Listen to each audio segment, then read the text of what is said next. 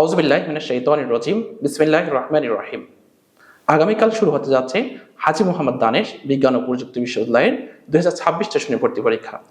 এই পরীক্ষা উপলক্ষে আগত সকল শিক্ষার্থী ও অভিভাবকদের হাজী মোহাম্মদ দানেশ বিজ্ঞান ও প্রযুক্তি বিশ্ববিদ্যালয় শাখা ছাত্র শিবিরের পক্ষ থেকে জানাচ্ছে আন্তরিক শুভেচ্ছা ও মোবারকবাদ। আপনারা নিশ্চয়ই জানেন, বাংলাদেশ ইসলামী ছাত্র শিবির একটি শিক্ষার্থী বান্ধব সংগঠন। প্রতিষ্ঠা লগ্ন থেকেই এই সংগঠনটি নানাবিধ শিক্ষার্থী বান্ধব কর্মসূচি পালন করে আসছে। তারই ধারাবাহিকতায় আসন্ন ভর্তি পরীক্ষা উপলক্ষে হাবিবপুর শাখা ছাত্র শিবির নানাবিধ কর্মসূচি গ্রহণ করেছে। দেশের বিভিন্ন প্রান্ত থেকে আগত পরীক্ষার্থী ও তাদের অভিভাবকদের জন্য আবাসনের সুব্যবস্থা গ্রহণ করা হয়েছে। আমরা জানি উত্তরবঙ্গের শীত একটু বেশি তীব্র। এই বিষয়টিকে মাথায় রেখে আমরা শিক্ষার্থীদের জন্য পর্যাপ্ত লেপ এবং তোষকের ব্যবস্থা করেছি।